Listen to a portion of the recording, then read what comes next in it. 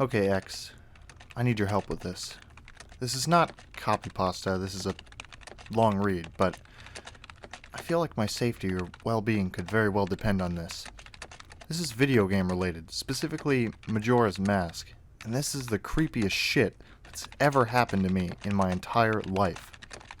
Having said that, I recently moved into my dorm room starting as a sophomore in college, and a friend of mine gave me his old Nintendo 64 to play. I was stoked, to say the least. I could finally play all of those old games of my childhood that I hadn't touched in at least a decade. His Nintendo 64 came with one yellow controller and a rather shoddy copy of Super Smash Bros. And while beggars can't be choosers, needless to say it didn't take long before I became bored of beating up level 9 CPUs. That weekend I decided to drive around a few neighborhoods about 20 minutes or so off campus, hitting up local garage sales, hoping to score on some good deals from ignorant parents. I ended up picking a copy of Pokemon Stadium, GoldenEye, fuck yeah, F-Zero, and 2 other controllers for $2. Satisfied, I began to drive out of the neighborhood when one last house caught my attention. I still have no idea why it did. There was no cars, and only one table was set up with random junk on it, but something sort of drew me there. I usually trust my gut on these things, so I got out of the car and was greeted by an old man. His outward appearance was, for lack of a better word, displeasing. It was odd. If you asked me to tell you why I thought he was displeasing, I couldn't really pinpoint anything. There was just something about him that put me on edge. I can't explain it. All I can tell you that is, if it wasn't in the middle of the afternoon, and there were other people within shouting distance, I would not have even thought of approaching this man. He flashed a crooked smile at me and asked what I was looking for, and immediately I noticed that he must be blind in one of his eyes. He had that glazed over look in his right eye.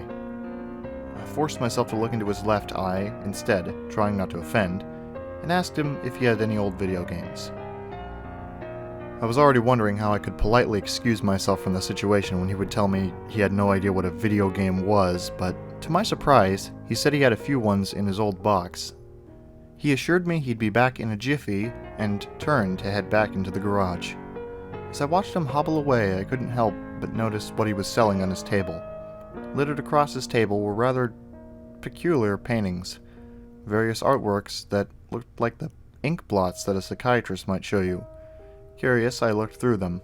It was obvious why no one was visiting this guy's garage sale. These weren't exactly aesthetically pleasing. As I came to the last one, for some reason, it looked almost like Majora's Mask. The same heart-shaped body with little spikes protruding outward.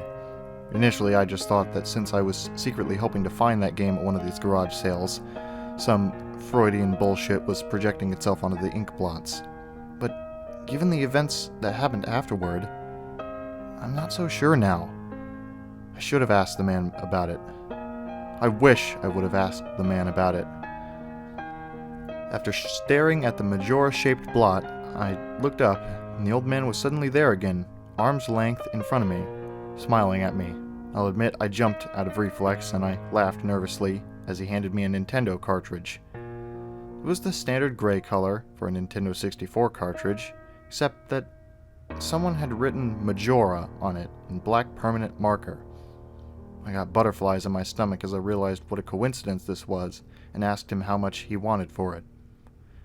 The old man smiled at me and told me that I could have it for free, that it used to belong to a kid who was about my age that didn't live here anymore.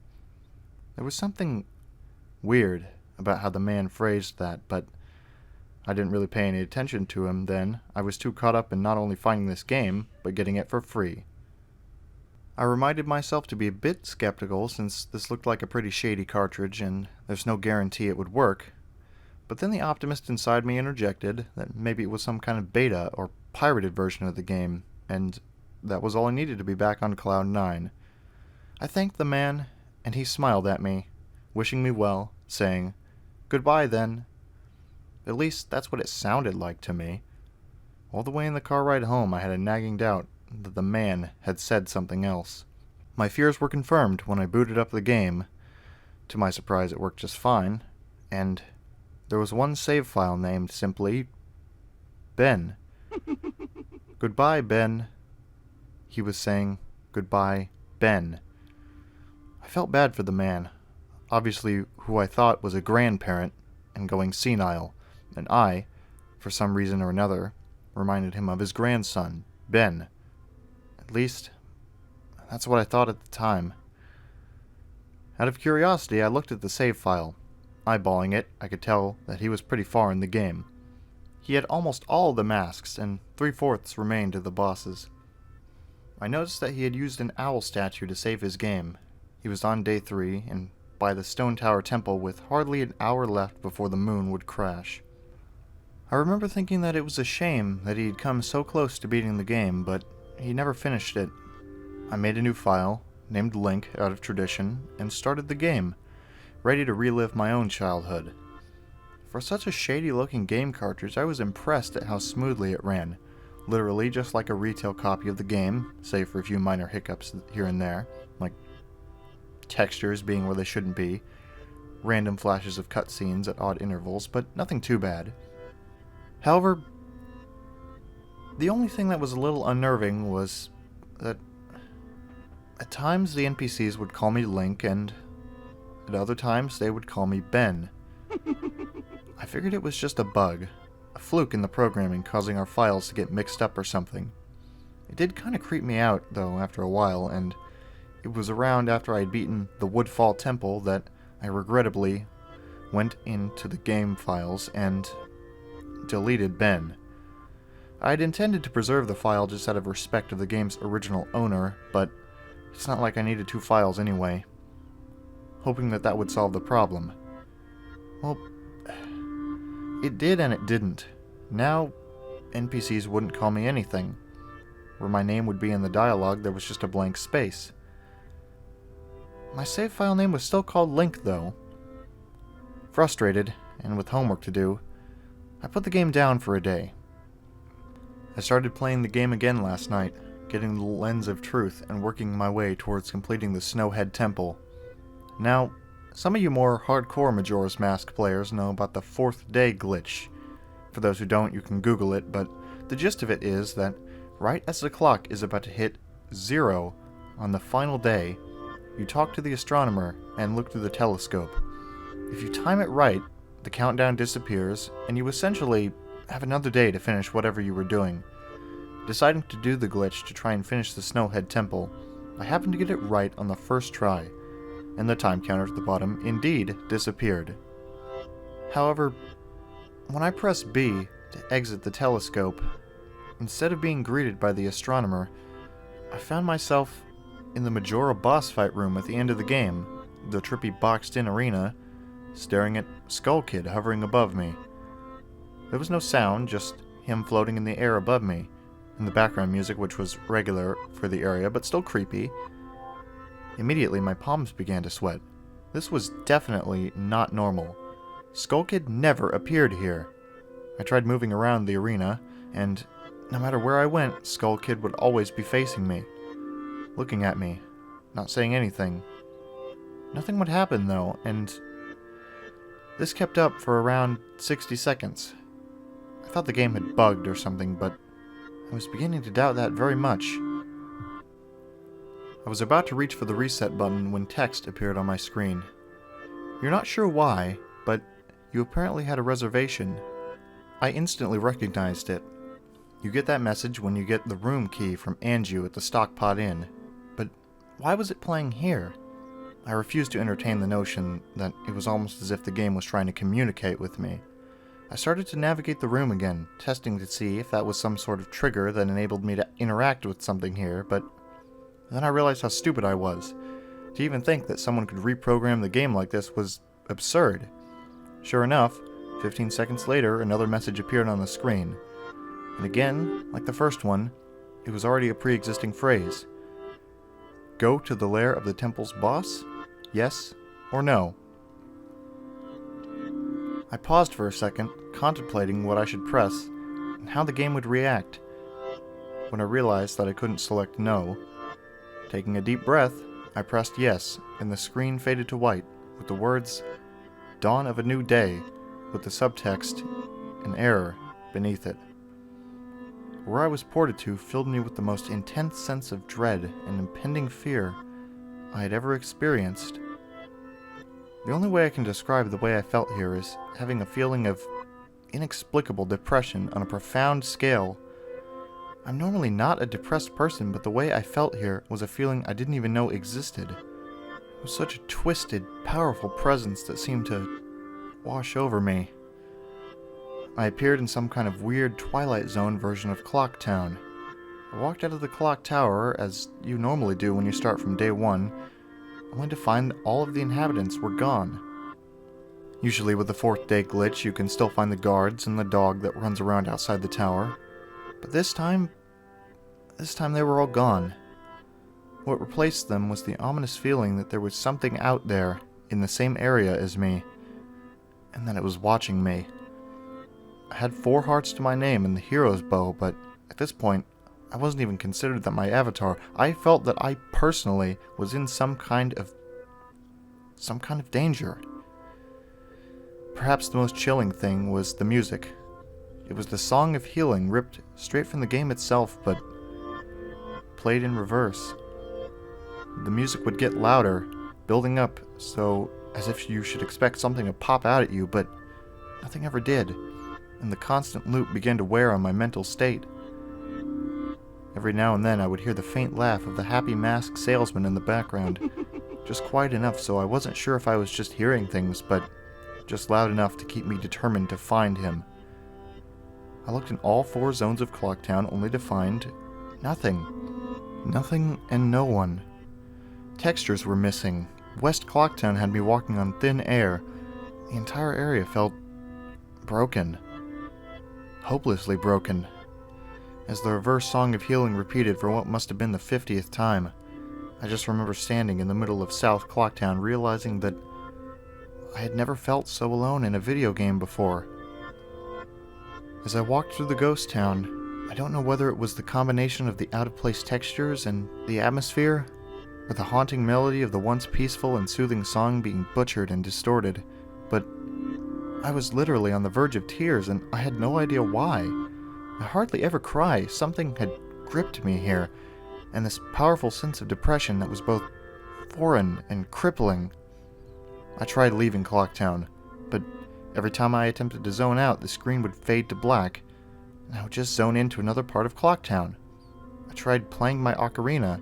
I wanted to escape, and I did not want to be here, but every time I played the Song of Time or Song of Soaring, it would just say, "Your notes echo far, but nothing happens."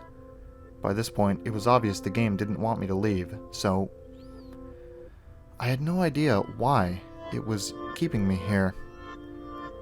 I didn't want to go inside the buildings. I felt that I would be too vulnerable there to whatever I was terrified of. I don't know why, but I came up with the idea that maybe if I drowned myself at the laundry pool, I could spawn somewhere else and leave this place. As I zoned in and ran towards the pool, that's when it happened.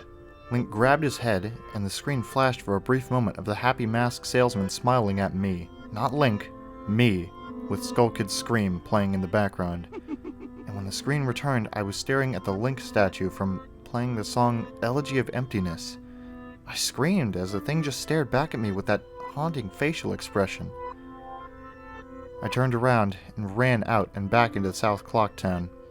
And to my horror, the fucking statue followed me, and the only way I can compare this to is like the weeping angels from Doctor Who. Every so often, at random intervals, the animation would play of the statue appearing behind me. It was like the thing was chasing me, or I don't want to even fucking say it, haunting me. By this point, I was on the verge of hysterics. Not even once did the thought of turning off the console occur to me. I don't know why, I was so wrapped up in it. The terror felt so real. I tried to shake the statue, but it would literally appear right behind me every single time. Link started to begin to make weird animations I had never seen him do before. He would flail his arms around or spasm randomly, and the screen would cut to the happy masked salesman smiling again for a brief moment before I was face to face with that fucking statue again. I ended up running into the Swordmaster's dojo and ran to the back. I don't know why, but in my panic, I just wanted some kind of assurance that I'm not alone here. To my dismay, I found no one, but as I turned to leave, the statue cornered me in the cubby in the back. I tried attacking the statue with my sword, but to no avail. Confused, and backed into a corner, I just stared at the statue waiting for it to kill me. Suddenly, the screen flashed again to the happy masked salesman, and Link turned to face my screen, standing upright, mirroring the statue, looking at me along with his copy, literally staring at me. Whatever was left of the fourth wall was completely shattered while I ran out of the dojo terrified.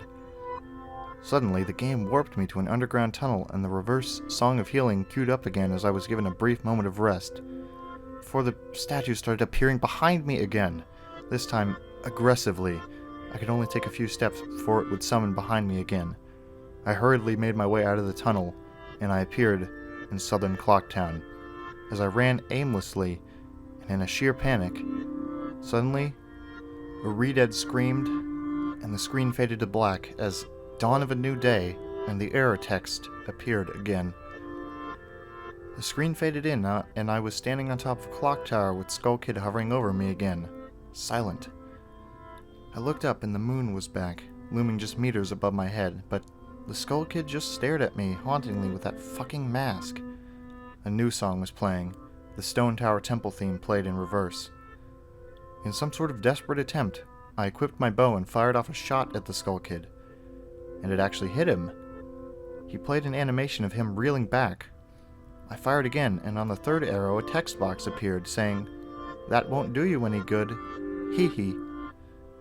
And I was picked up off the ground, levitated upwards on my back, and then Link screamed as he burst into flames, instantly killing him. I jumped when this happened. I had never seen this move used by anyone in the game, and Skull Kid himself didn't have any moves. As the death screen played, my lifeless body still burning, the Skull Kid laughed, and the screen faded to black, only to have me reappear in the same place. I decided to charge him, but the same thing happened. Link's body was lifted off the ground, and he immediately burst into flames, killing him again. This time during the death screen, the faint sounds of the reverse Song of Healing could be heard. On my third and final try, I noticed that there was no music playing this time. All that there was eerie silence. I remembered that in the original encounter with the Skull Kid, you were supposed to use the ocarina to either travel back in time or summon the giants.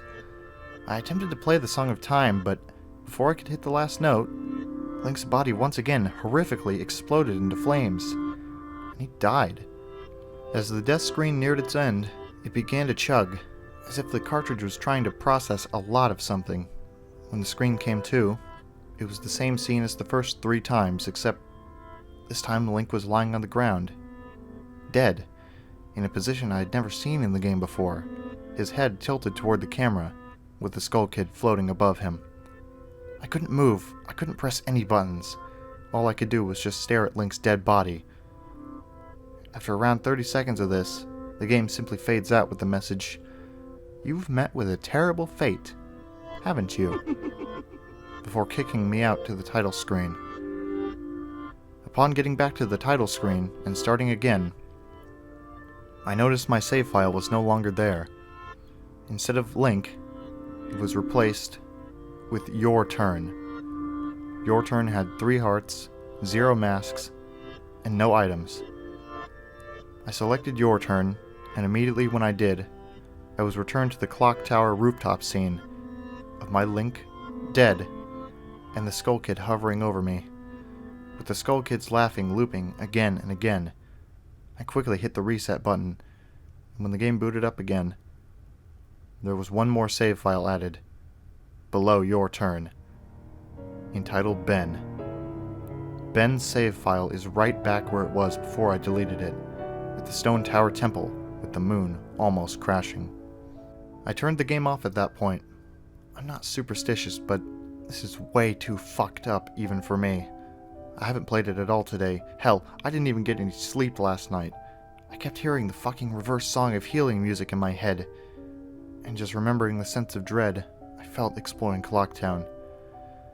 I drove back to the old man's house today to ask him some questions with a buddy of mine. No way I was going alone there, only to find that there's a for sale sign in the front yard. When I rang the door, no one was home. So now I'm back home, writing down the rest of my thoughts and recording what's happened. Sorry if some of this has grammatical errors and whatnot. I'm running on no sleep here. I'm terrified of this game, even more so now that I relived it a second time, typing all this down. But I feel like there's still more to it than meets the eye, and that there's something calling to me to investigate this further. I know Ben is something in this equation, but I don't know what. And if I could get a hold of the old man, then I might be able to find some answers. I need another day or so to recuperate before tackling this game again. It's already taken its toll on my sanity, but I feel like next time I do this, I'm going to be recording my footage all the way through. The idea to record only came to me towards the end, so you'll see the last few minutes of what I saw, including the Skull Kid and the Elegy statue. It's on YouTube. You can find it here. I'm going to stay in this thread for a little while longer before I fall asleep to answer any questions you guys might have, or hopefully listen to your ideas or theories to help me shed some light onto this, or maybe some things that I should try to do. I think I'm going to play Ben's file tomorrow to see what happens. Maybe I was supposed to do that all along. I don't believe in paranormal shit, but this is fucked up. But maybe this Ben guy is just a really good hacker? I don't want to think about the alternatives if he isn't. That's the end of this here. I'm hoping that maybe this is some kind of running gag the developers had and that other people have gotten this kind of copy of the game. I don't know. This just really scares me.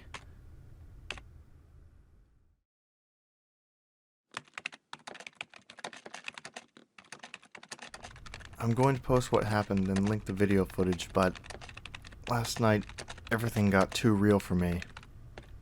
I think I'm done messing around with this. I passed out pretty much immediately after making that first thread. But last night, that Elegy of Emptiness statue, I had a dream about it. I dreamed that it was following me in my dream, that I would be minding my own business when I'd feel my neck hairs stand up on end. I would turn around, and that thing, that horrible, lifeless statue would be staring with those empty eyes right at me, merely inches away. In my dream, I remember calling it Ben. And never before had I had a dream that I could remember so vividly.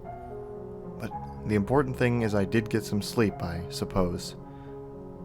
Today, putting off playing the game as long as I could, I drove back up to that neighborhood to see if the old man came back. As I expected, the car was still gone, and no one was home. As I was walking back to my car, the man next door mowing the grass killed the power to his lawnmower and asked me if I was looking for someone. I told him that I was looking to talk to the old man that lived there, to which he told me what I already knew. He was moving. Trying a different avenue, I asked if the old man had any family or relatives that I could talk to. But I discovered that this old man had never been married, nor did he have any children or grandchildren through adoption. Starting to become worried, I asked one final question, one that I should have asked from the beginning.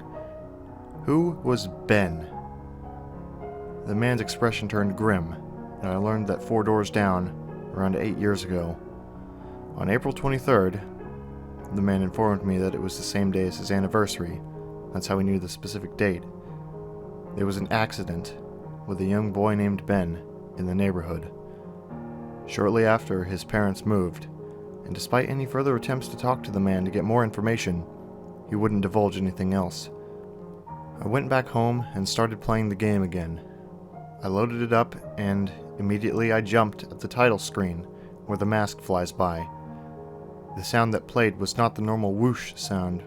It was something much more higher pitched. I pressed start, bracing for the worst, but Just like 2 nights ago, the files Your Turn and Ben were displayed. Truth be told, I looked at the Ben file earlier. It seems to fluctuate between displaying the owl save and not. I brought up the Ben file, hesitated for a moment, noticing that the stats were not the same as they originally were 2 days ago. It seemed like he had already completed the Stone Tower Temple this time. Summoning my courage, I selected it. Immediately, I was thrust into complete chaos. Sure enough, I was outside the Stone Tower Temple, but that's about all that was expected. The zone itself wasn't called Stone Tower Temple, but rather just stone. And immediately a dialogue box of complete gibberish that I couldn't make out greeted me. Link's body was distorted. His back was cocked violently to the side where his posture was permanently disfigured. Link's expression was dull, almost monotonous. He had an expression on his face that I didn't recognize before. It was a blank look as if he was dead. As Link stood there, his body spasmed irregularly back and forth. I examined what had become of my avatar and noticed that I had a C button item that I'd never seen before. Some kind of note. But pressing it did nothing. Sounds played back and forth that I didn't recognize from the game, almost demonic in nature, and there was some kind of high-pitched yip, or some kind of laugh or something playing in the background. I had all of 2 minutes to take in the environment before another one of those fucking Elegy of Emptiness statues was summoned. And immediately after, I was cut to the Dawn of a New Day screen once again. I was a Deku scrub in Clocktown. The scene would normally play after the first time you traveled back in time. Tattle would say, "What just happened?" It's as if everything has... But instead of saying, "started over," she finished her remark in broken text as the laugh of the happy masked salesman played in the background. I was put back in control of my character, but from a fucked up camera angle. I was looking from behind the door to the clock tower, watching my avatar run around as a Deku scrub. Seeing as how I really had no place to go because I couldn't see anything, I begrudgingly went inside the door. There I was greeted by the happy masked salesman, who simply told me, "You've met with a terrible fate, haven't you?" before the screen whited out. I was in Termina Field as a human again. I might as well not have even been playing the same game anymore. I was being warped around and there was no sign of a day clock or anything. I took a moment to get my bearings as I looked around the field, and immediately I could tell that this was not normal. There were no enemies, and a twisted version of the Happy Mask Salesman's theme was playing. I decided to run towards Woodfall before I noticed a gathering of 3 figures off to the side, one of them being Epona. As I approached them, to my horror I saw the Happy Mask Salesman, the Skull Kid, and the Elegy of Emptiness statue just standing there. I figured maybe they were bugged out, but by now I told myself that I should know better. Nevertheless, I approached them carefully and found that the Skull Kid was playing some kind of idle animation on loop. Same with Epona, and the Elegy of Emptiness statue was doing what it had been doing all along, just standing there eerily.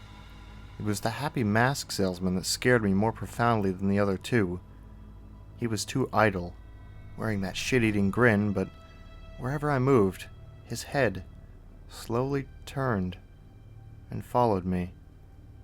I had not engaged in any dialogue with him, nor was I in combat with him, yet his head still continued to follow my movements. Reminded of my first encounter with the Skull Kid on top of Clock Tower, I pulled out my ocarina, to which the game played the ding sound when you're supposed to play your ocarina, and tried a song I hadn't played yet. The Happy Mask Salesman's own song, and the song that had been playing on loop back in Day 4, the Song of Healing. I finished playing the song, and as I did, an ear-piercing shriek blasted on my TV. The sky immediately started flashing. The Happy Mask Salesman's twisted theme song sped up, intensifying the fear inside me, and Link exploded into flames and died. The 3 figures stayed lit up during my death screen as they watched my lifeless body burn. I can't describe to you how sudden and terrifying the transition from eerie to terror it is. You're going to have to watch the video if you want to see firsthand. That same fear that caused me to lose sleep 2 days ago started to grip me again as I was met with the text, "You've met with a horrible fate, haven't you?" For the 3rd time. There has to be some kind of meaning behind that.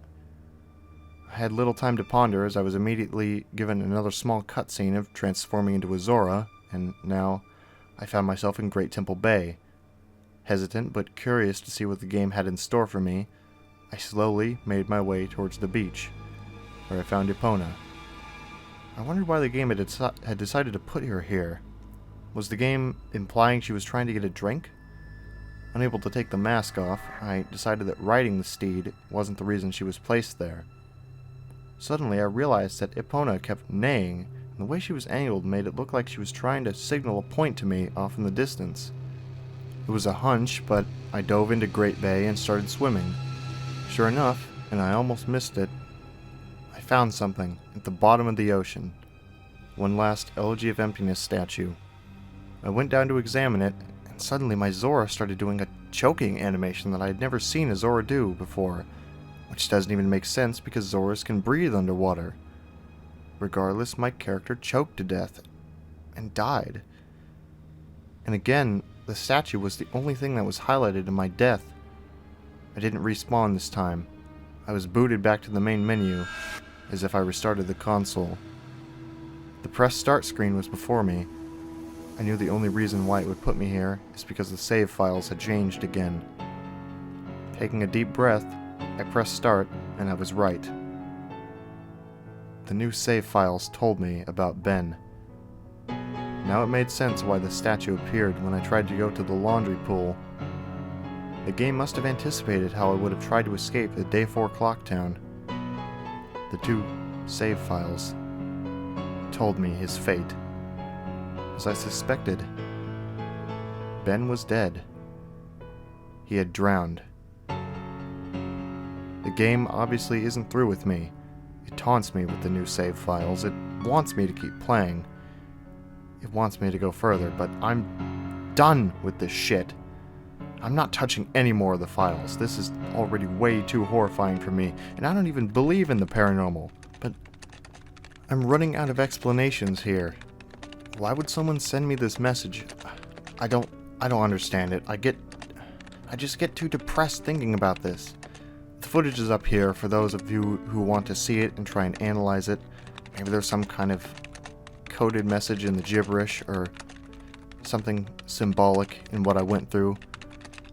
I'm too emotionally and mentally drained to fuck with it anymore.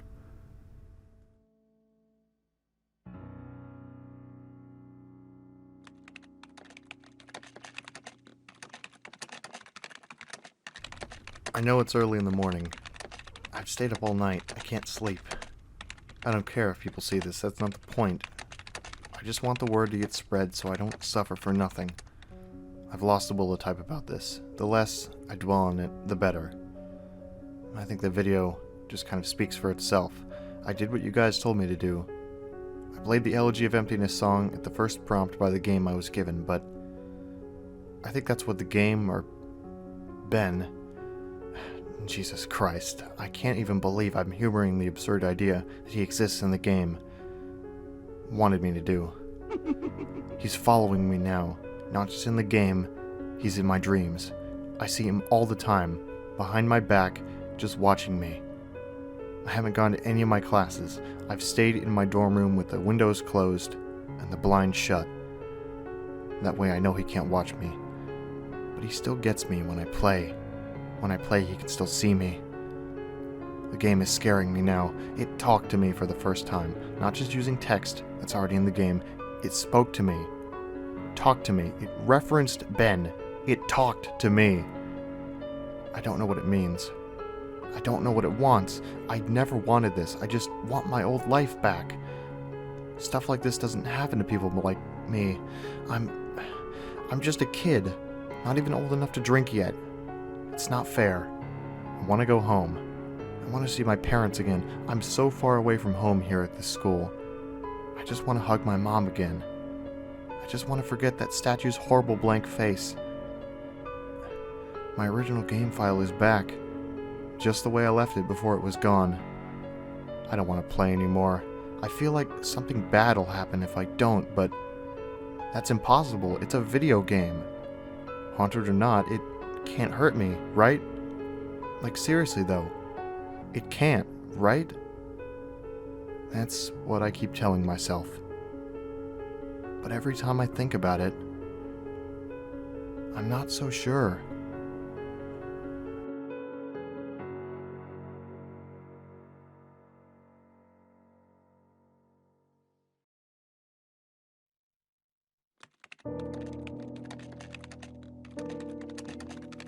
Okay, let me just clear things up. I know you guys are worried about Jadusable, but he's okay. He's finished moving out today, and he said he's going back home. He's just taking the semester off. I'm not really sure what's happened. I have a big idea, but you guys probably know more than I do. I'm Jadusable's roommate, and obviously I knew something was wrong with him for a few days now. He stayed in his room all the time. He fell out of contact with literally all of his friends, and I'm pretty sure he hadn't been eating hardly anything. After a second day, I just couldn't stay in there anymore, so I've been crashing at a buddy's place, only coming into my room to get stuff that I need. I tried talking to him several times, but he would just cut me off or keep the conversation brief when I asked him about his strange behavior. It's like he was convinced that something was hunting him. Yesterday, I came to grab my philosophy book, and he approached me looking awful, like horrible bags under his eyes. He handed me a flash drive, and he gave me specific instructions. He told me that he needs me to do one last favor for him. He finally explained to me what had been going on. He gave me the account info for his YouTube channel, and told me that he's getting away from me, that it lured him to play it again instead of trying to change things, and that he shouldn't have done that, and to upload the footage and inform people of what happened. I told him that he could just do it himself, and he got this wild look in his eyes and told me that he's never looking at that game again. And that's the last thing he ever said to me. He never even said goodbye when his parents came to pick him up. To think of it, I never even got to meet his parents. I honestly can't tell you what happened. When he spoke, it was kinda hard to understand him, and his fucked up appearance really distracted me. On a flash drive, there was a footage of the game last night, a text document with his name and password for his YouTube channel, and a third document called thetruth.txt. containing what he told me were his notes that he had taken. He told me that this meant everything to him and that I follow his instructions exactly. Normally, I wouldn't be so to the letter for requests over a fucking video game, but just the way he spoke and the way he looked at me, it made me know that he was really serious. And I'm going to honor that. I've had this video since yesterday, but I had to have someone help me use Pinnacle since it's not really my forte. That after watching it, I had to go back through and look at his other videos on his YouTube account to realize what was going on, and even then, I'm really confused. The video I'm releasing tonight, thetruth.txt, will be released on September 15th, just like you requested. I haven't dared peek at it yet, so the first time I'll see it will be the first time you see it, out of respect to my friend. And to answer your questions, no. I haven't tried calling him yet. I think I'll give him a call tomorrow to see if he's okay or not, but he probably should have gotten back home by now. About the video. In this video, I cut straight to when he loaded the Ben file in the game. Looking back, I realized that Jadusable left the save select screen in because it said different names sometimes, so my bad for that. But all it said this time was the same as at the end of his last video. You know, Link and Ben. Nothing different.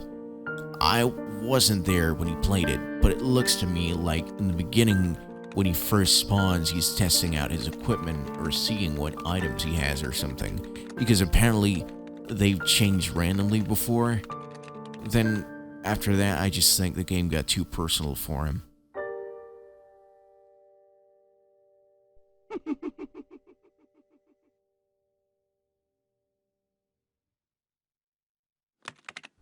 Hey guys, Jadusable here. This will be the last time you'll be hearing from me, and this is my final gift to you. These are the notes that I've taken and the realizations that I've made. Before I delve into this, I want to thank you for following me, and thank you for listening. It feels like the weight of a powerful burden is about to be lifted. By the time you read this, I won't be around anymore, but after spending 4 days with this maddening game, I've begun to understand what's really at play here, and hopefully after reading this, we can ensure that this never happens again.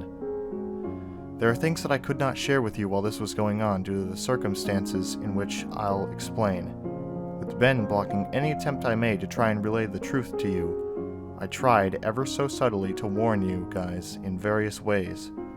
Amidst the chaos and my delirium, I devised to make a barely noticeable pattern in my videos. In all 5 videos I recorded over the 4 days, I've either had the Mask of Truth, interacted with a Gossip Stone, or the Lens of Truth equipped at some point. For you Zelda enthusiasts out there, those are all symbols of honesty and trustworthiness, and I would hope that one of you may have picked up on the reference. As I played the file which I would name Ben, being mindful of how Ben was watching over my every move in the game, I made a point to avoid doing anything too obvious, but I sent out a hidden message to you guys. I never equipped the lens, nor the mask, nor visited a stone. It worked, and the video was uploaded. I prayed that someone would notice the pattern didn't apply to Ben. The tags followed suit too. I hope you guys paid attention to those as well. They were my little messages to you. Nothing big enough that would catch Ben's attention or make him suspect anything, with Ben manipulating and changing my files. I honestly hope what you guys saw was as close to what actually happened, but there's no way for me to know. This may be a long read. I don't have time to proofread or make all my research pretty, but here it is. September 6, 2010. 11 p.m. Can't believe what happened. Not sure if this is some kind of elaborate hoax. Despite the fear, I can't help but be exceptionally curious about this. Who or what is the statue? Lots of questions here. I'm starting this document as a diary so I can keep track of everything. I'm typing up a summary of what happened so I can come back to it later. September 7th, 2010. 2:10 a.m. Summary was posted here. You can go back and look at my first post for day4.wmv for that. 4:23 a.m. I can't sleep. I've been trying so hard, but the harder I try, I just get more restless. I just feel like that statue is appearing whenever I close my eyes. 8:20 a.m. Didn't sleep at all. Just gonna start my day. I don't think I have the energy to go to class today. I'm gonna drive back down to talk to that old man, taking my buddy Tyler with me just in case. 1:18 p.m. Back home now, no sign of the old man. Really weird that he appears to be moving the next day, but maybe the for sale sign was up there yesterday and I just didn't notice it. Tyler wants to know what's gotten me all worked up. I didn't tell him. I don't think I could tell him. I'm gonna eat. I feel like death. 3:46 p.m. Could have sworn driving back from Subway that I saw the Elegy of Emptiness statue buried in some shrubbery, staring at me go by. Now I definitely need sleep. 5 p.m. Don't think a lot of people would believe me if I told them about what's happening. Think I'm gonna try posting this on the internet. Think I'll just use the summary. These notes are pretty sporadic. 6 p.m. Connected my capture card to my computer to upload the footage. Thought my computer froze for a second there. Made this strange popping sound when I hooked everything up, but now it seems to be working fine again. My computer can't die on me now. 7 p.m. Footage is finished uploading. The quality is a lot better than I thought it would be. Gee, guess this is a really special cartridge. I've never had it come through this clear before. 8:45 p.m. Thought I saw an icon pop up on my desktop that looked like the statue's face for a split second. Gave me quite a scare. I'm getting really unnerved and delirious. I'm gonna crash after this. 9 p.m. Began uploading my YouTube video on an alternate account. 9:03 p.m.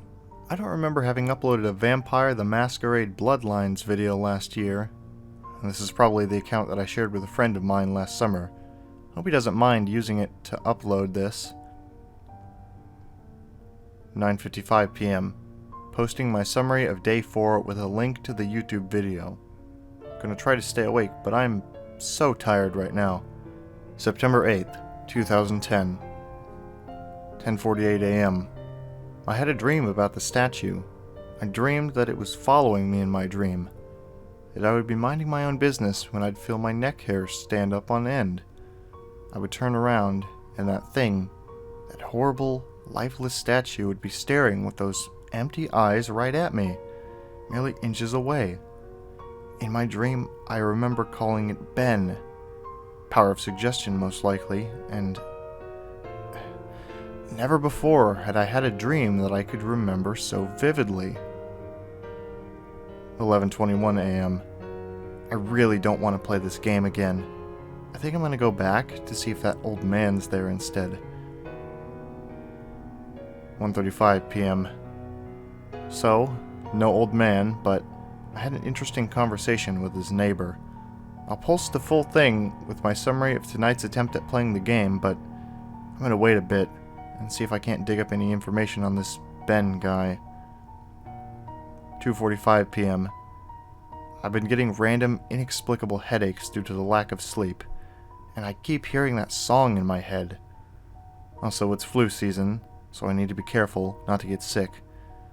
My immune system is going to be shit right now because of that all-nighter. 3 p.m. What the... 3:02 p.m. My computer just, on its own, opened up a text document and wrote the words hi and www.cleverbot.com by itself. What the fuck?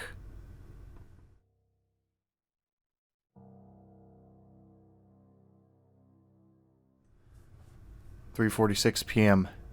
I went to the website. It's one of those bot chatting programs, and I think it's best if I just let the conversation speak for itself. 9:10 conversation. Hello? Hello? Who is this, and how are you able to control my computer? Who am I? Right, forgot. You're a bot. Do you really think that? Listen, I know whoever's fucking with my computer can see my screen right now. Yes. Yeah, and I'll wager that you're one of those IT kids who thinks he's tough shit. You know what you're doing right now is illegal, right? Is it? No shit. Are you familiar with the terms invasion of privacy? Get the fuck off my computer, kid. I am your computer. Cool story. Anyway, I'm calling DPS. You picked a bad time to fuck with me, kid. Should I wait until you play the game then? What? That game. Majora's Mask? Yes. How did you know about that? Because Because what? I did it. Did what? I played with you. What the fuck? Were you scared? Who the fuck is this? Ben. The statue? Yes. You're inside my computer right now? Yes. How? You connected me. How the hell did I connect you? Cables and cords. What? Tell me about yourself. What? Tell me about yourself. What do you mean? What is it that really scares you? What the fuck?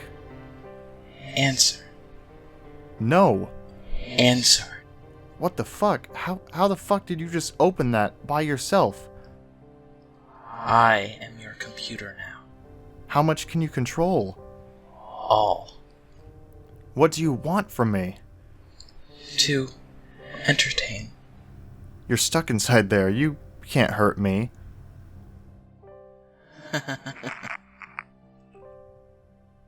Huh? Go. Play the game. No, you can't hurt me.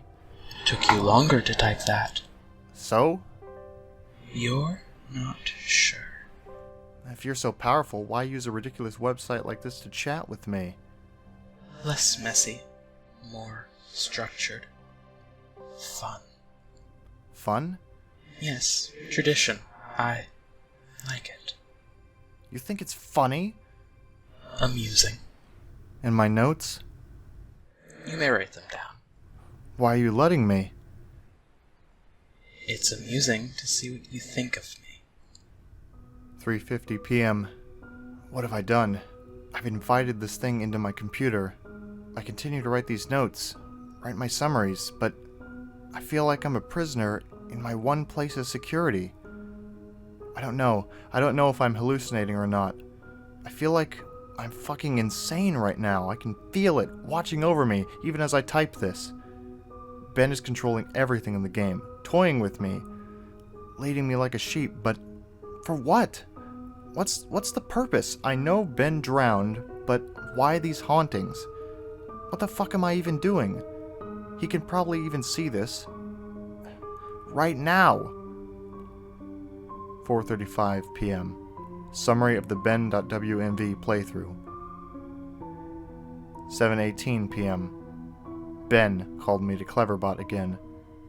He tells me that he's sorry and wants to be free, and that I can free him, just how he got on my computer from the capture card. He can spread, but he needs my help. He says I'm special because I can help him, and that's the first nice thing he said. He promises to leave me alone if I do it. He swears he will. I don't know what to think right now. How can I even trust this thing? I'm terrified of it, but now it's saying that it was just having fun. It's a twisted and fucked up version of fun. He's saying that the game is over. I do want it to be over. He says that he just wants to be free, that he's trapped in the cartridge and my computer and he wants to be freed. I don't want to have to deal with this shit. I don't know how long I can deal with the watching. It's watching my every move, every keystroke. I have nothing private anymore. It knows everything that's been on my computer. It tells me that if it wanted to, it could do horrible things to me, but it hasn't. So I should trust it? 8:01 p.m. Something tells me that I'm being played again, just like in the game. 9:29 p.m. Ben called me to Cleverbot again. I ignored it and went to go take a shower. When I came to my laptop again, I was welcomed with an image of the elegy statue staring at me with those dead eyes. I don't want to talk to him anymore.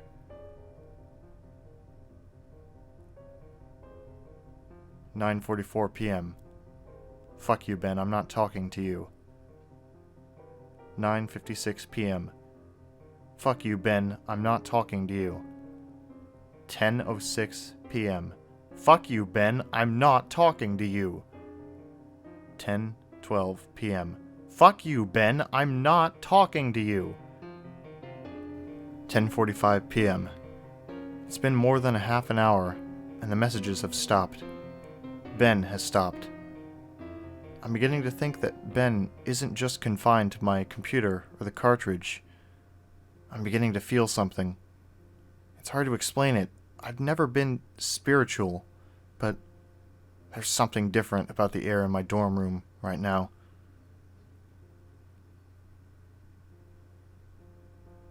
(11:42 p.m.)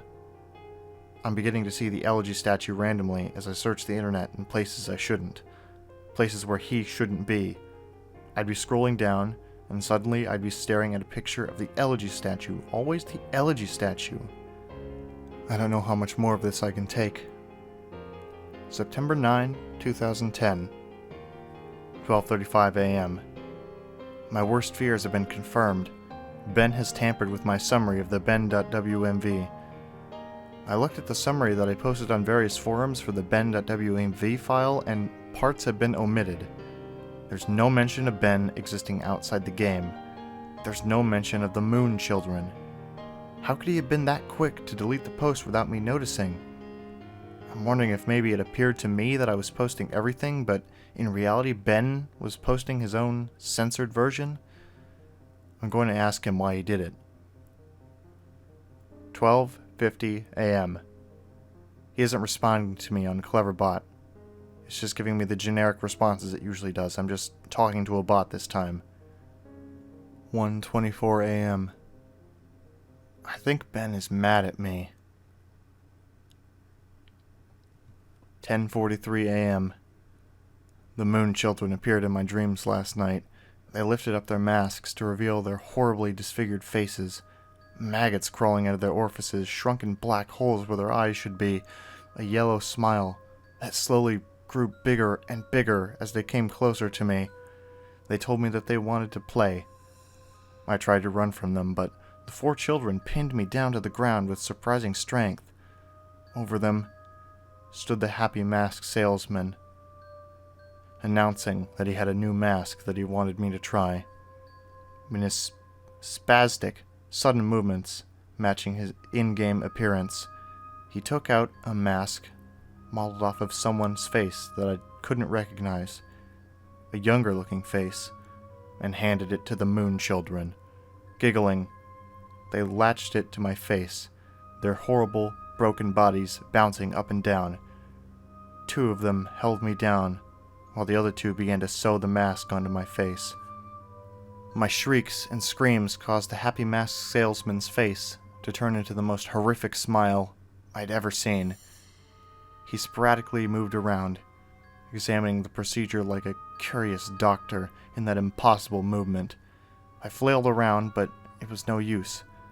My eyes rolled in the back of my head because of the pain. It felt so real, but I couldn't wake up. I couldn't wake up no matter how hard I tried. I couldn't wake up. After the mask was melded onto my flesh, they began sewing my legs together. Then my arms, the horrific feeling of a needle puncturing your legs, pulling them in, rupturing your Achilles tendons and tying them together, resonated throughout my entire body.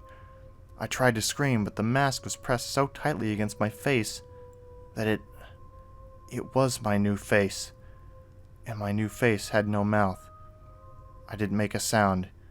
I tried telling myself in my head that I was dreaming, tried telling myself again and again, and suddenly the Moon Children stopped and looked at me. They just stared, and the happy masked salesman slowly bent down and stared at me, inches away from my face, and grinned when he simply said, "You've met with a terrible fate, haven't you?" Before the Moon Children resumed with increased vigor. I couldn't wake up. It wouldn't let me wake up until they had crafted me into another elegy statue. I woke up sweating, crying, and shaking uncontrollably. I immediately ran to my computer and went for Ben. 9:10. Conversation 1. Answer me, Ben. Welcome back. What's the point of doing this? Why? Amusing to see. How? Fun to play, fun to toy with you, make you feel safe. I wonder how you would have reacted. To what? If I hadn't revealed myself and stayed hidden, only doing little things to play with you. Close out your windows, turn off your computer, move your mouse by itself, little things. Make you wonder if I'm there, but you'd never know. Though I'd give you little hints that I am. I wanted to do something different with you. You've done this before? Yes, and I will do it again. To who, Ben? Did you know Ben? Won't tell that information to you. How did Ben die? You know. No, but how did he drown? Won't tell that to you. Why? It's reserved for another. Who? Another who asks. When? Later. I'm beginning to think that this thing maybe isn't Ben at all. In its sadistic nature, I wouldn't be surprised if it took the boy's name after it killed him. 12:04 p.m. My room is beginning to feel different again. There's something out there. I feel really threatened.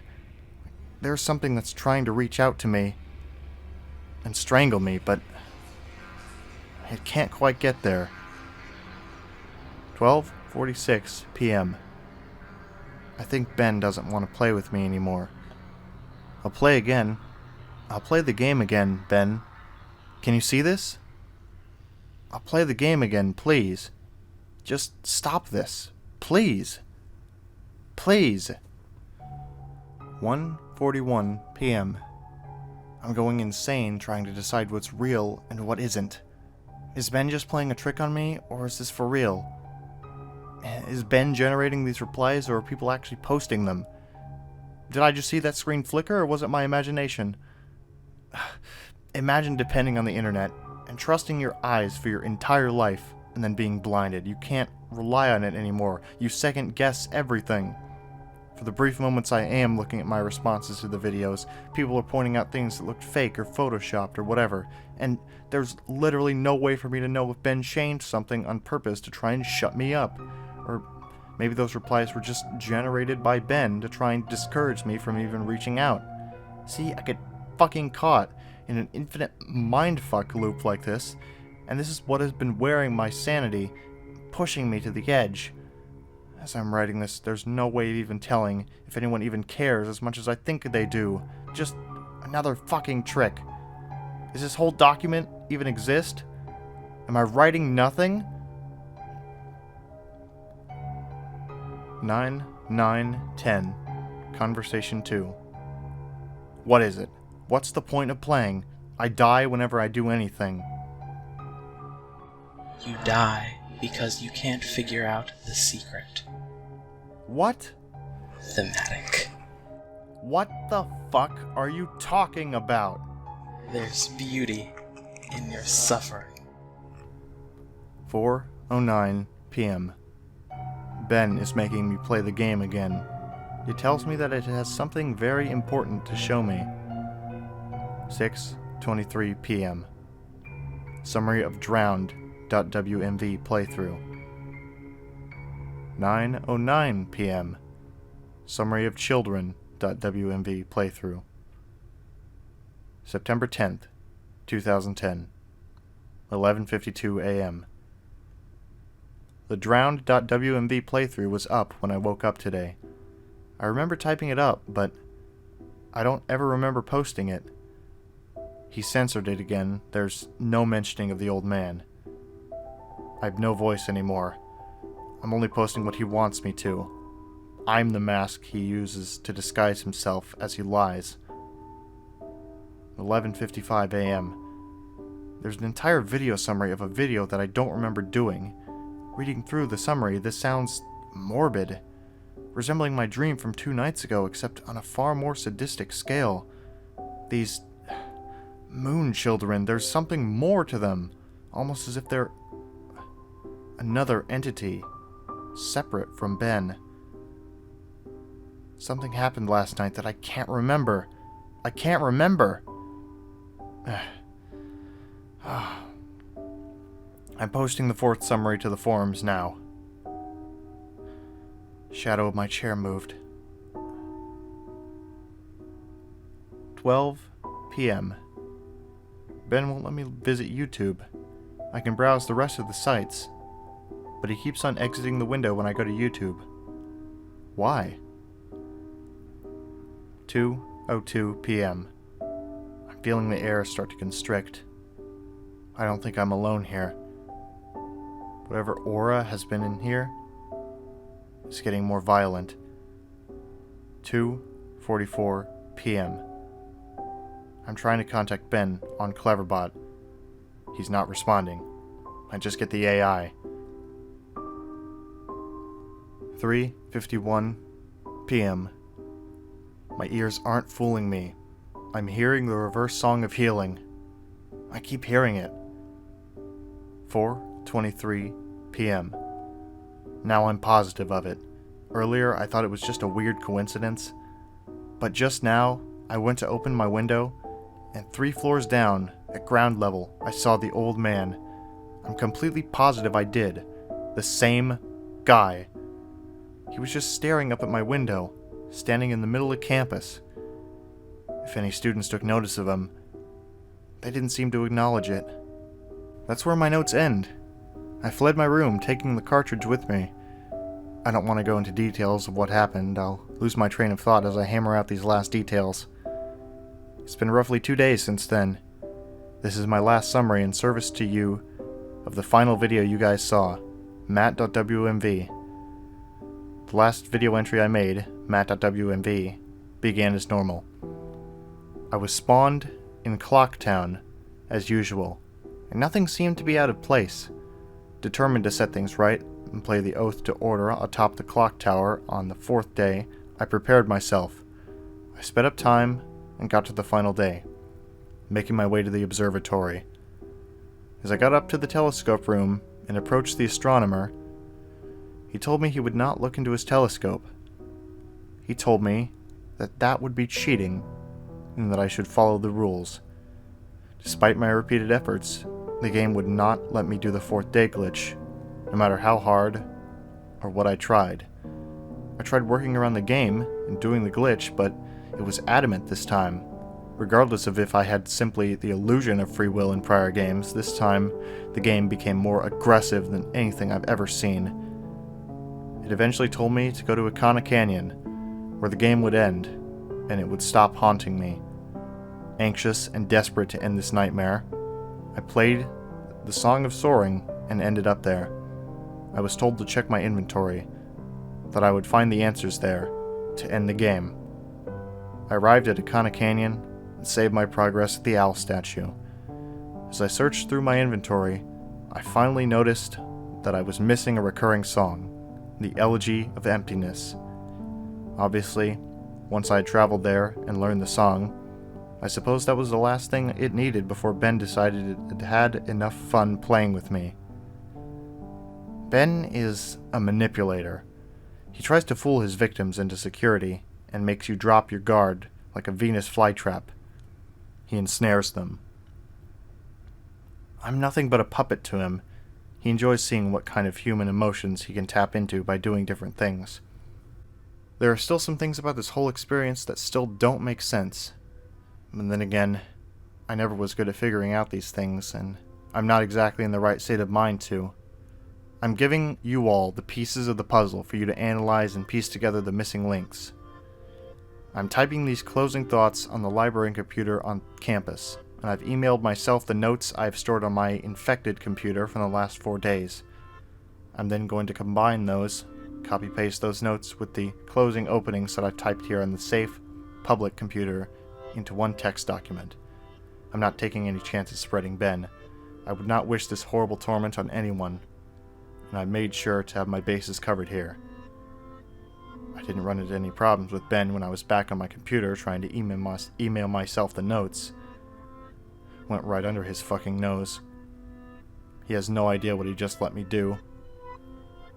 Had no problems opening the TXT document from my infected computer either. I can't describe to you how it feels to be able to finally get the word out in this post. The nightmare ends here. That said, do not download any of my videos, or anything about my videos. Through a YouTube video or audio ripper, a screen grab, whatever. I don't know how he can spread, but I know that just watching them on YouTube, or reading my text, won't be able to allow him to spread.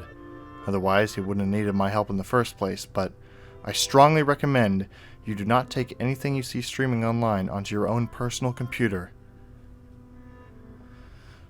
This will be my last posting. I'm putting up this here on the forum for the world. If you see any further posts from me after today's current date, September 12th, 2010, and after the current time, 12:06, discredit them. It already has proven to me that Ben can access my account, password, and manipulate my computer. And like I said, I have no idea to what extent it can do this, but know that it will do anything to break free. He's desperate. To ensure your safety, just forget about me. Please.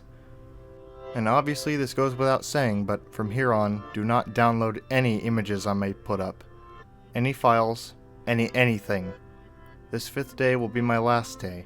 I'm going to burn the cartridge and then come back to destroy my laptop. Again, even though I don't know you, this is sort of bittersweet for me.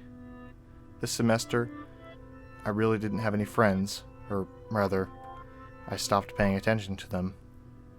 But I suppose that's partially to blame because I'm the genius who picked to live in a single. I suppose someone to get a hold of me and save me before I get too immersed into this game would have literally saved my life. However, it proved too much for me. I'm just glad it happened to me, and I can get the warning out so that Ben dies here. Lastly, thank you. Thank you for taking the time to open this, and open yourselves up to me. By hearing my story, despite maybe not believing me, you didn't have to do that. Really, you shouldn't have. Your support this entire time has kept me going. And now, I'm finally free of this. Thanks again, Jadusable.